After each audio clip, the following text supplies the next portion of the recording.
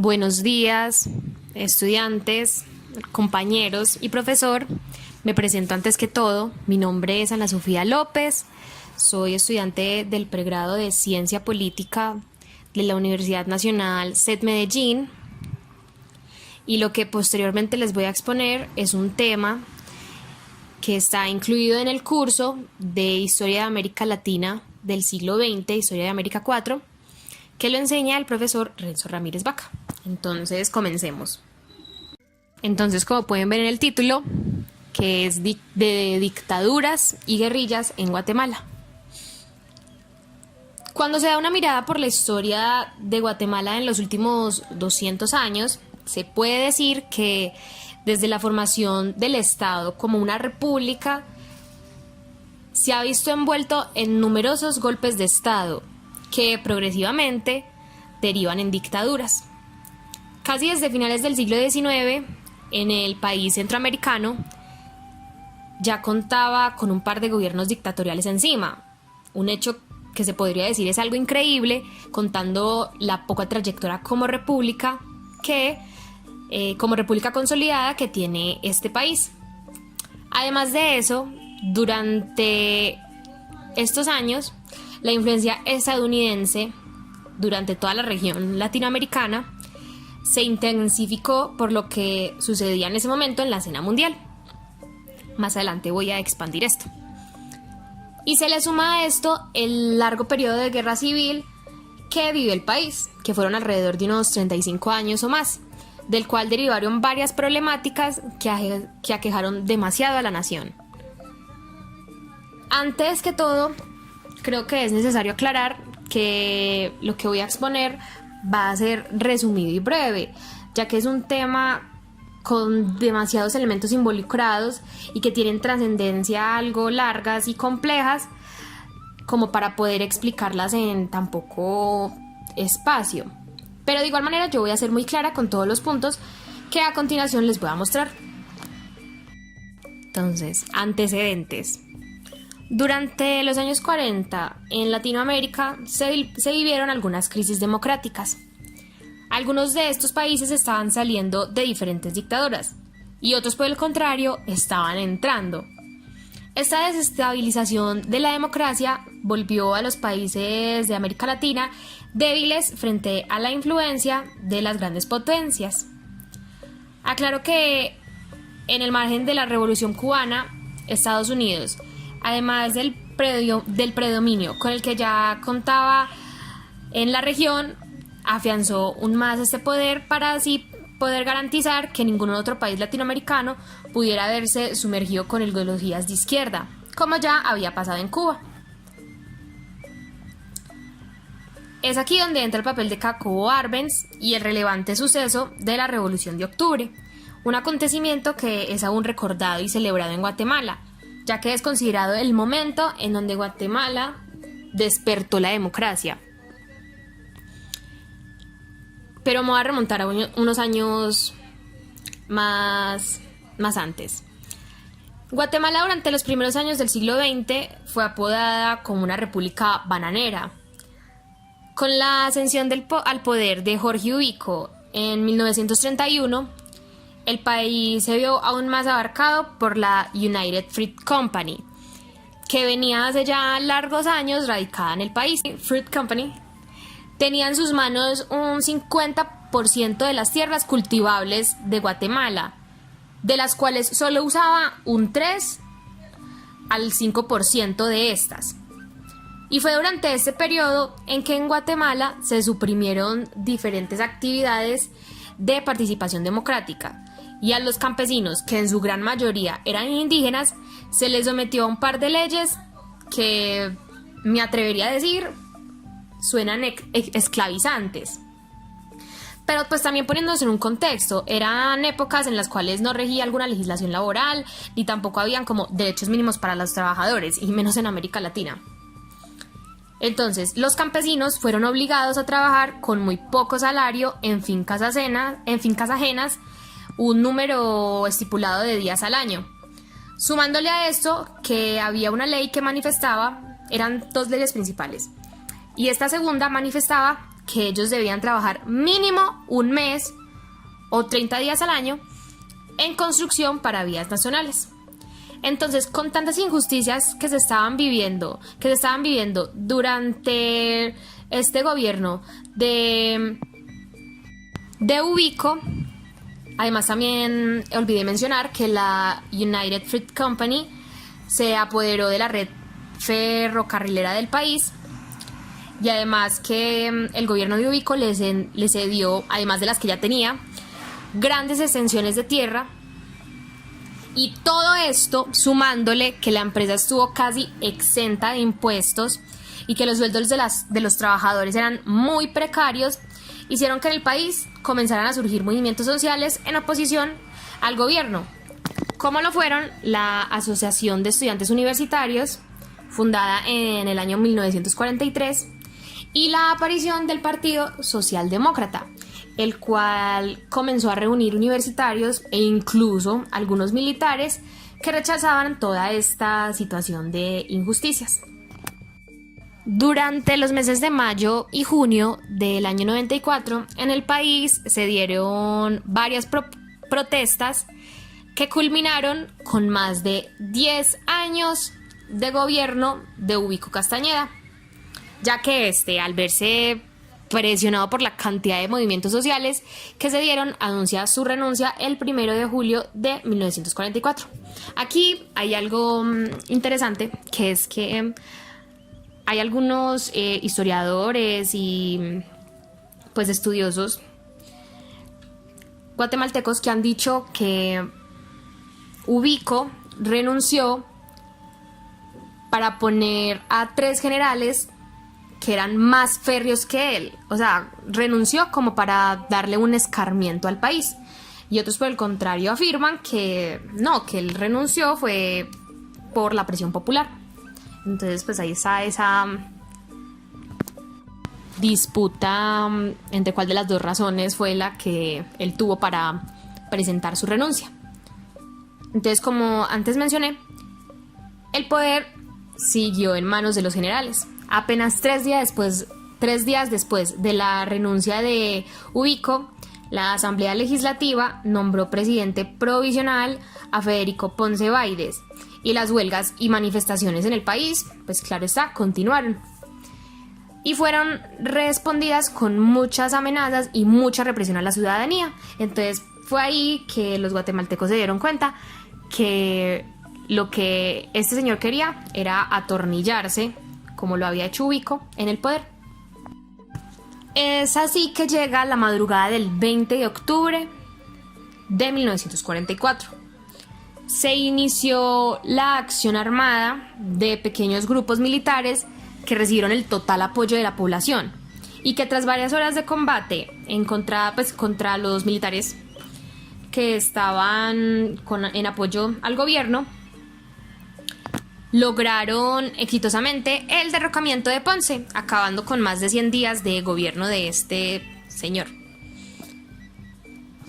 Ponce fue sustituido por la Junta Revolucionaria del Gobierno, que estaba representada por el capitán Jacobo Arbenz Guzmán, Jorge Torrielo y Francisco Javier Arana. Esta fecha, el 20 de octubre, es muy importante en Guatemala.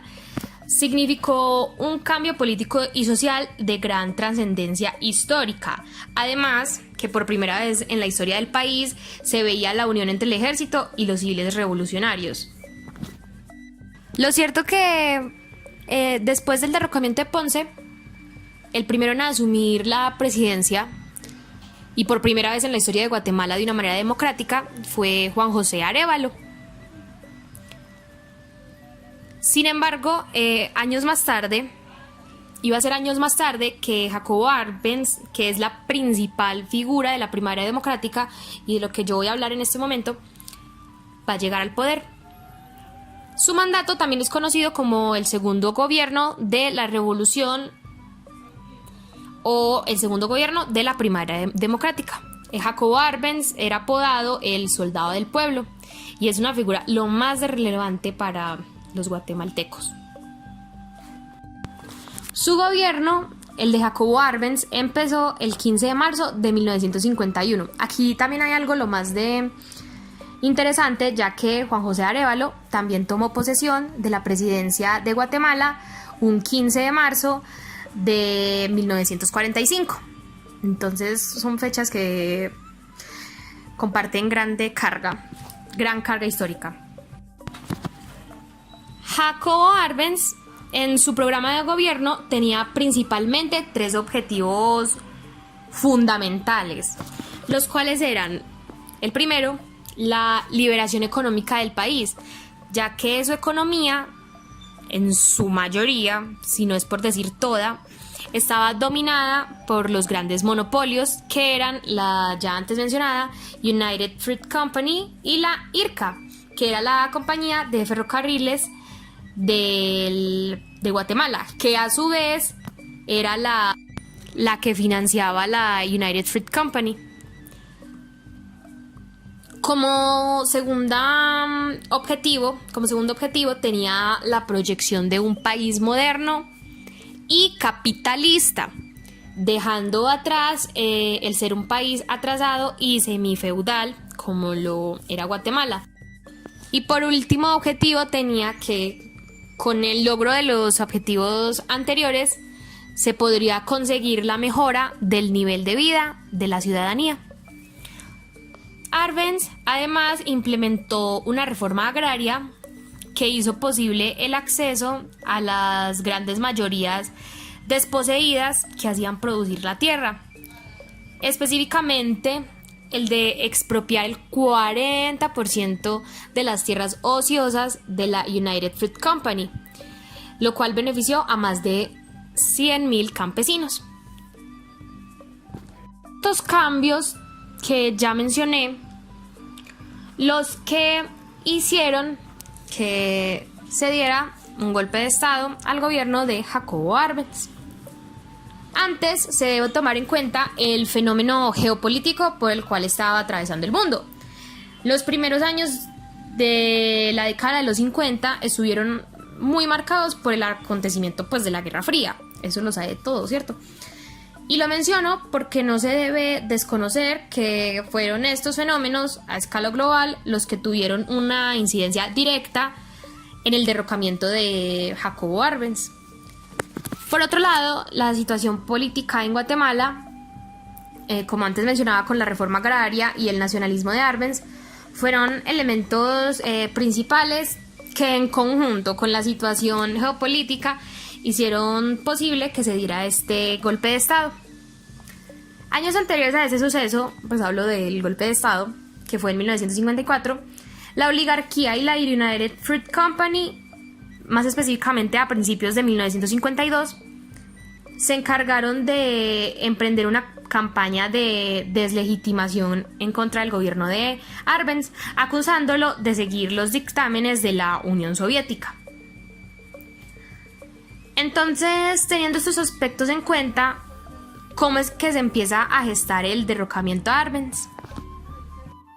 El secretario de Estado de los Estados Unidos, John Foster Dulles, bajo el mandato del presidente DeWitt y con unas comisiones totalmente anticomunistas, cuyo bufete de abogados Sullivan & Cromwell anteriormente habían representado a los intereses de la United Fruit Company y habían negociado con el gobierno guatemalteco, más su hermano Alan Dulles, que era en ese momento el director de la CIA y un miembro activo del consejo directivo de la United Fruit Company. Para rematar, el hermano del subsecretario de Estado para Asuntos Interamericanos, John Morse, había sido presidente de la United Fruit Company durante muchos años. Entonces, en pocas palabras, el país estaba condenado. En el mes de agosto de 1953, el jefe de la CIA para el hemisferio occidental, Joseph King, informó al presidente de los Estados Unidos, DeWitt, sobre la Operación Success, la cual consistía en desplegar una enorme campaña mediática y una invasión armada a Guatemala, Esta operación contaba con el apoyo de los dictadores Somoza de Nicaragua, Pérez Jiménez de Venezuela y Trujillo de República Dominicana. Para empezar esta guerra sucia que se le hizo al gobierno de Arbenz, se difundió el falso rumor de unos supuestos submarinos soviéticos en Guatemala.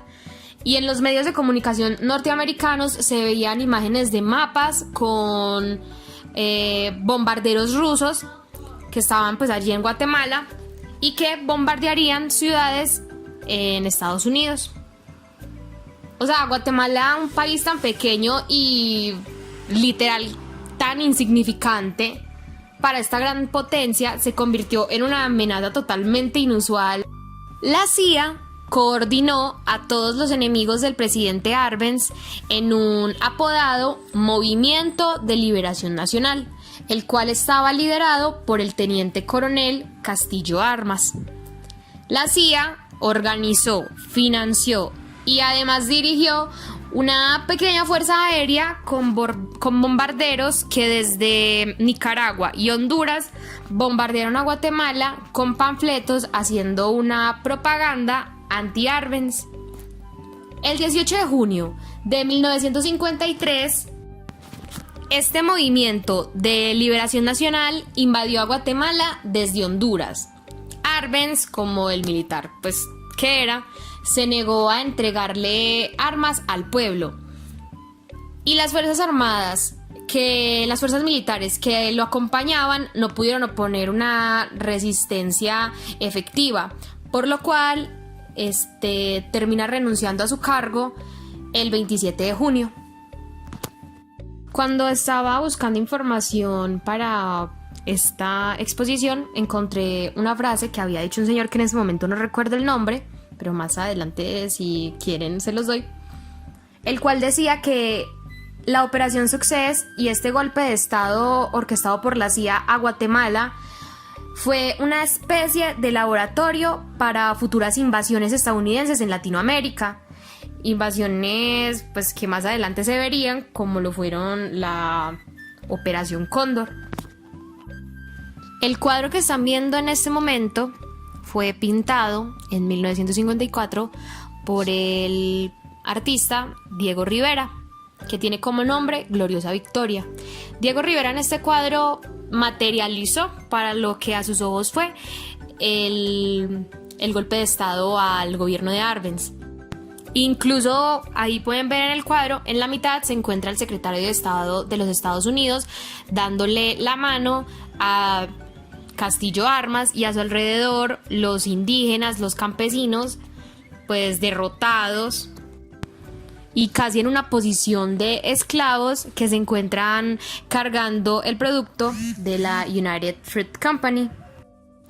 Después de su derrocamiento llega al poder el coronel Castillo Armas, el cual suspendió los programas que favorecían a los indígenas y además disolvió las reformas hechas por Arbenz en el decreto 900.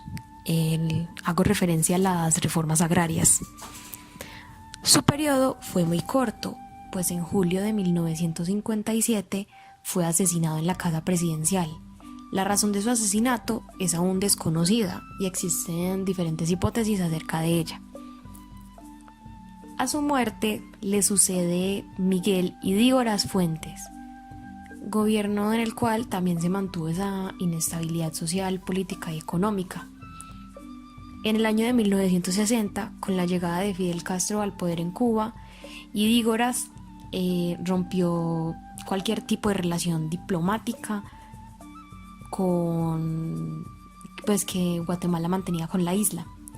Esto por ser Castro un líder marxista, lo que también lo llevó a consentir la utilización del territorio nacional para apoyar preparativos de Estados Unidos para poder invadir a Cuba.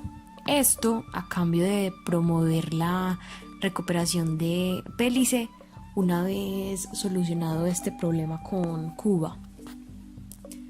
Al salir a la luz estos hechos y pues la descarada violación a la soberanía nacional, se incrementó el descontento popular lo que motivó a que en julio de 1960 un grupo armado intentara tomar por asalto a la base militar de Kobán. Sin embargo, esto no fue posible y los militares que participaron fueron detenidos. La rebelión del 13 de noviembre de 1960. El 13 de noviembre de 1960, un grupo de oficiales convocó a un levantamiento militar en contra del presidente Idígoras, para así instaurar un gobierno que por fin privilegiara los intereses nacionales. Este fue el movimiento de mayor importancia del cúmulo de actos protagonizados por oficiales del ejército desde 1954 con Arbenz.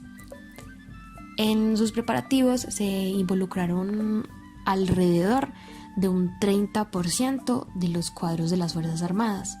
Más que todo, eran oficiales subalternos. Entre los principales actores de esta sublevación estuvieron los que en unos pocos años más tarde formarían a las primeras fuerzas revolucionarias guerrilleras de Guatemala, como lo fueron Marco Antonio Sosa y el subteniente Luis Augusto. Este último llegó a ser comandante en jefe de las Fuerzas Armadas Rebeldes y Sosa fue comandante del movimiento revolucionario 13 de noviembre. Aquí voy a hacer un paréntesis para recalcar la importancia que tuvo el 13 de noviembre de 1960, pues en esta fecha se establece un punto de inflexión, sin el cual sería difícil poder explicar la realidad contemporánea de Guatemala. Para comprender la aparición de la guerrilla guatemalteca es necesario hacer referencia a este levantamiento militar. Y retomo. La rebelión fracasó, ya que una parte de los conjurados se retiró de ella en el último instante. Esto se debió a que había como una tendencia que ellos consideraban izquierdista, la tendencia cual intentaba imponerse en el objetivo de la sublevación. Muchos de los oficiales que se alzaron desistieron de acogerse a la amnistía que promulgó el gobierno el 19 de diciembre del mismo año. Y por eso fue que algunos prefirieron quedarse en la clandestinidad de la ciudad, otros fueron a las montañas de Zacapa y muchos otros se asilaron en El Salvador.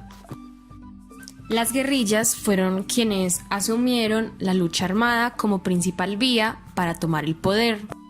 Estas se formaron de la convergencia de diversos sectores militares, políticos de izquierda, juventud rebelde y también población indígena a inicios de la década de los años 60.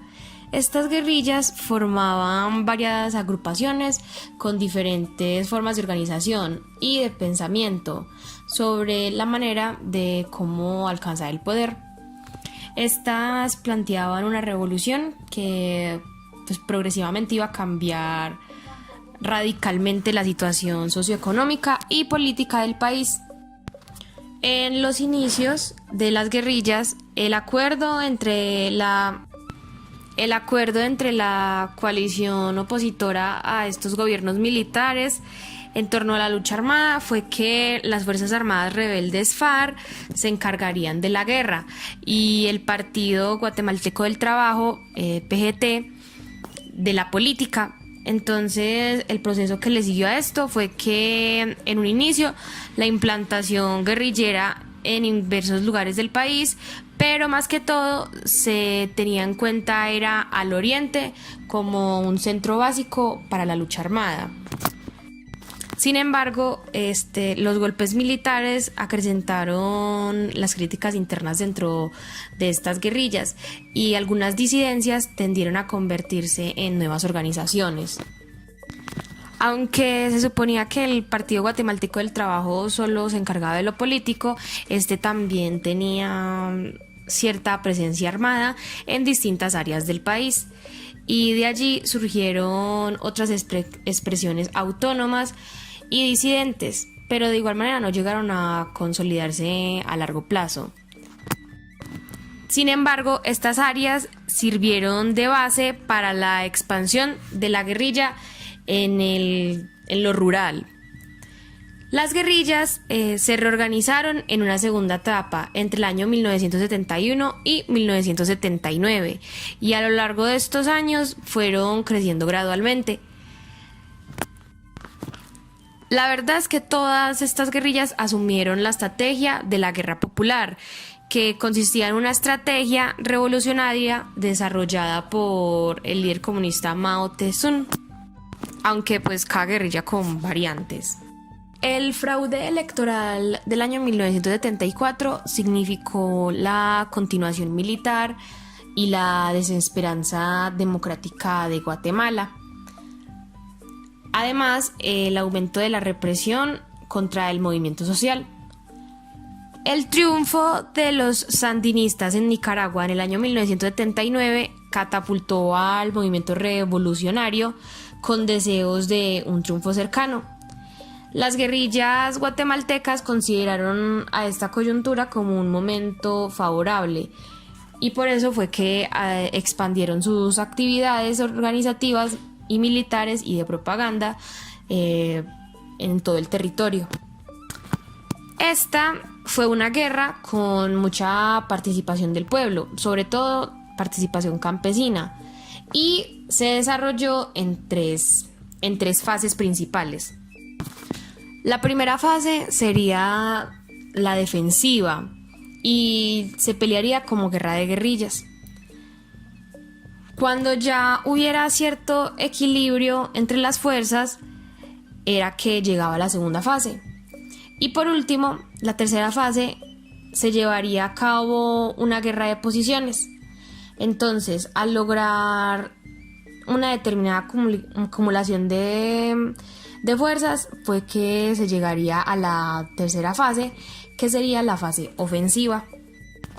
Pero, y a pesar de tener como una estrategia común de la guerra popular, las organizaciones guerrilleras no desarrollaron una coordinación unificada, sino hasta el año 1982, cuando se formó la Unidad Revolucionaria Nacional Guatemalteca. Pero ahora lo hacían en un contexto de ofensivas militares que castigaban duramente a la población, tanto a los simpatizantes como a los que ni siquiera estaban involucrados. Y por supuesto, pues no puedo dejar de lado uno de los periodos más violentos de la historia contemporánea de Guatemala, que fue la dictadura militar comprendida entre 1982 y 1985. Es más, del larguísimo conflicto armado interno que se vivió en Guatemala, comprendida entre los años 1962 y 1996, como ya mencioné antes, fue el breve periodo de la dictadura, el tiempo en el cual se concentraron los índices más altos de violencia política, pues desplegadas por las fuerzas represivas estatales. La dictadura comienza, se podría decir que con el golpe de Estado que ocurrió el 23 de marzo de 1982, el cual fue derrocado Fernando Romeo Lucas por un golpe de Estado que fue liderado por oficiales medios del ejército. Entre las primeras comunicaciones que se dieron se decía que este golpe de Estado había sido dirigido por un grupo de oficiales jóvenes del ejército, los cuales tenían como objetivo acabar a la corrupción. Estos sublevados tomaron el control por completo de la ciudad de Guatemala y por eso mismo fue que lograron que el general Fernando Romeo Lucas se rindiera ante ellos.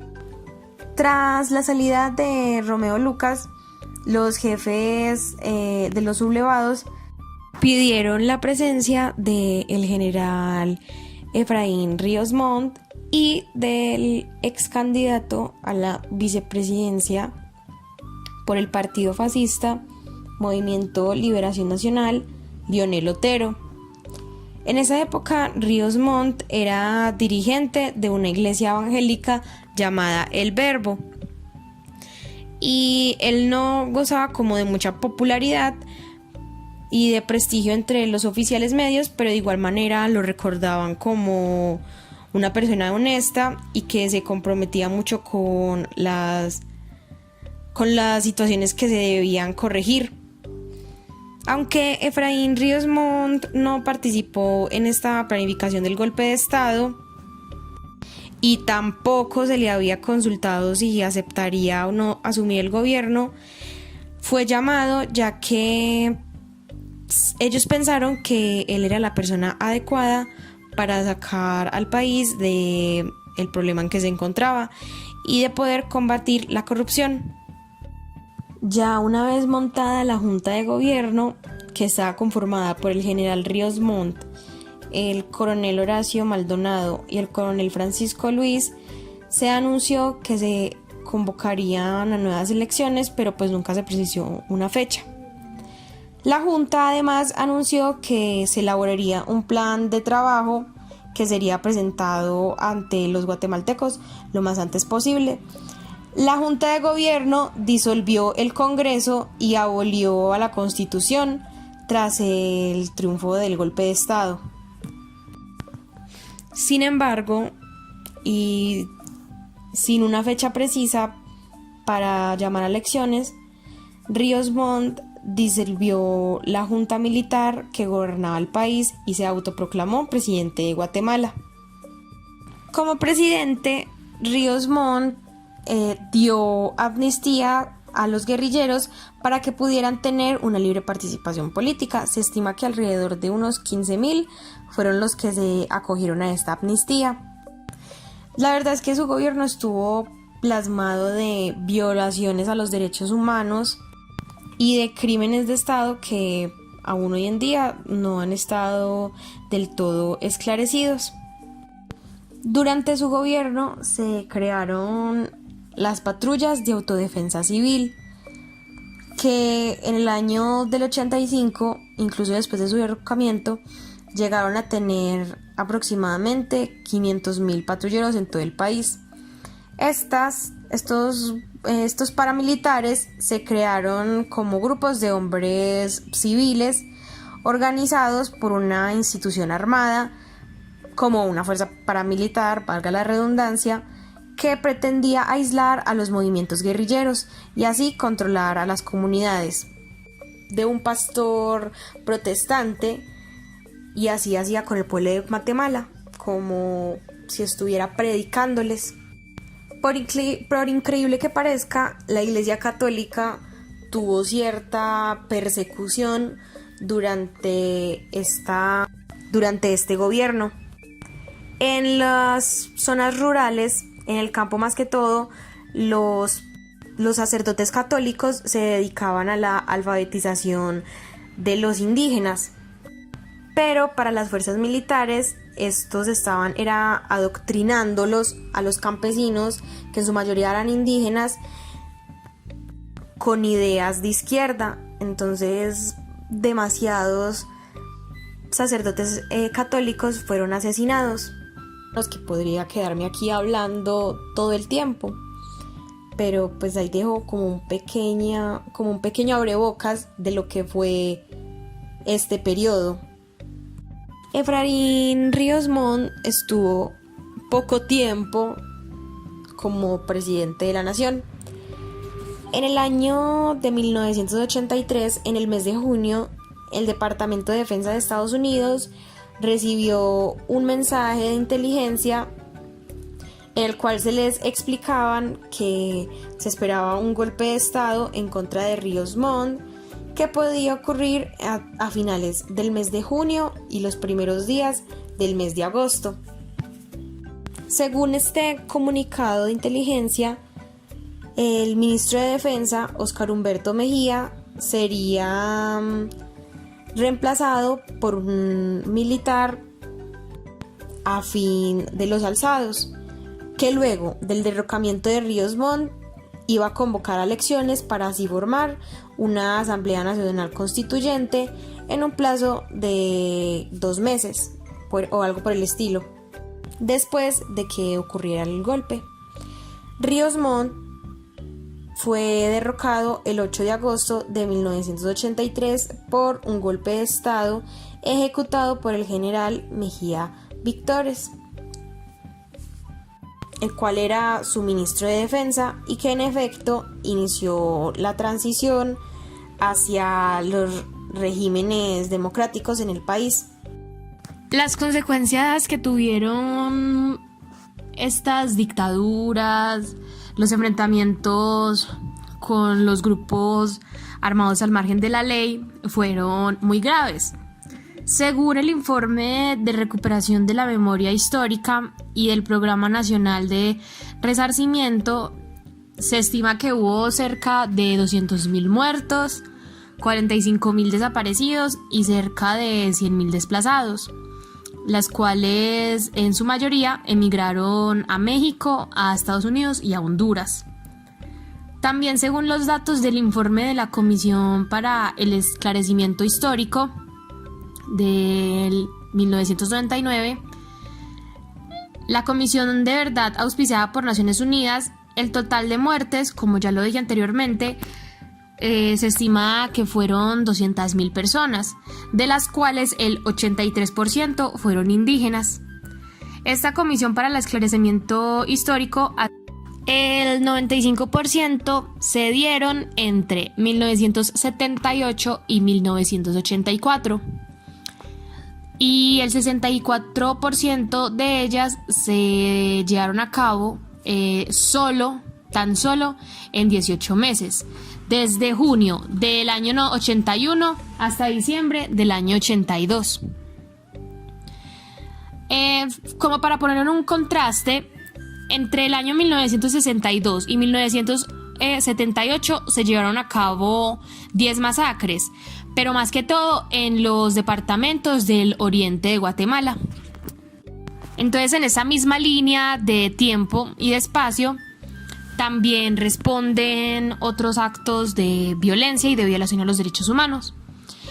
El 81% de las violaciones a los derechos humanos se produjeron entre 1981 y 1983, y de el 48% de los casos se verificaron en el año. Y teniendo en mente todas estas cifras, ahora voy a hablar un poco sobre el acuerdo de paz. Este acuerdo de paz consiste en 12 acuerdos que fueron suscritos por el gobierno de Guatemala y la Unidad Revolucionaria Nacional Guatemalteca, la URNG, entre el año 1991 y 1996, para poder así alcanzar soluciones pacíficas a los principales problemas que generaban el conflicto armado interno que afectó a los ciudadanos y a todo el país durante más de 3 décadas. Este proceso de negociación para la firma de los acuerdos de paz inició en el año 87 y el punto de partida de la negociación fue la suscripción del acuerdo de Esquipulas II, con base en la declaración de Esquipulas y el Acta de Contadora para la Paz y la Cooperación en Centroamérica.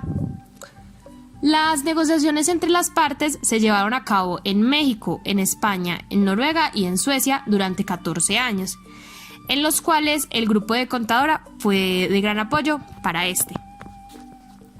En 1990, la CNR, la Comisión de la Reconciliación Nacional de Guatemala, tras conversar con diferentes sectores, aceptó realizar una reunión en Noruega entre el gobierno, partidos políticos y la URNG, la Unidad Revolucionaria Nacional Guatemalteca, en donde se acordó reformar a la Constitución.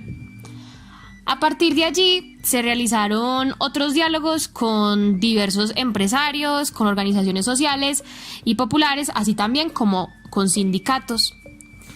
A pesar de la oposición de algunos militares y de muchos empresarios, el nuevo gobierno abrió las negociaciones directas con la URNG. Se firmaron varios acuerdos acerca de la democratización y derechos humanos. Pero en el año 1990, cuando el presidente Jorge Serrano Elías intentó superar una crisis política rompiendo el orden legal, se frenaron nuevamente las conversaciones. Años más tarde, un nuevo gobierno, aliado al sector militar, retomó estas conversaciones y estableció que la moderación estuviera bajo la responsabilidad de la Organización de Naciones Unidas. En el año 1994, con la firma del Acuerdo Global sobre Derechos Humanos, se acuerda el establecimiento de la Misión de Verificación de las Naciones Unidas, la MINUGUA, para así verificar el cumplimiento del mismo. Y de nuevo se reanudaron las conversaciones y se firmaron acuerdos para esclarecer los hechos del conflicto y sobre derechos de los pueblos indígenas. Con la llegada al poder de Álvaro Arzú, en el año 96 se retomaron estas negociaciones, que tras haber tenido varias reuniones secretas con los guerrilleros, en cadena se fueron firmando los últimos 6 acuerdos a partir de los acuerdos anteriores que se tenían sobre asuntos socioeconómicos, sobre desmilitarización, sobre reformas constitucionales y de la incorporación de la URNG y otros acuerdos operativos. Es por fin que el 29 de diciembre de 1996 se firmó la paz definitiva. Después de la firma de los acuerdos de paz, lo que se ha buscado es la construcción de una cultura de paz, también entendida como un modo de vida en que la ciudadanía aplica métodos pacíficos como el diálogo, la tolerancia y la cooperación en lugar de métodos violentos que se usaron en el pasado, con el propósito de que esta sea la nueva realidad de Guatemala.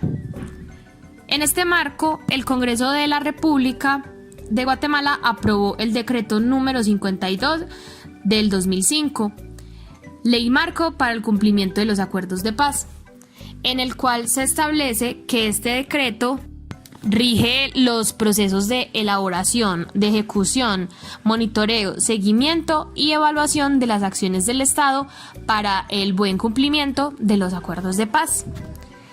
Y bueno, eso es todo, así termino mi exposición. Yo sé que me faltó profundizar en ciertas áreas, pero como dije al principio, el tiempo no me da y de igual manera pienso como ahondar más acerca del conflicto interno en el ensayo final del curso. Muchísimas gracias por la atención y espero que tengan un buen día.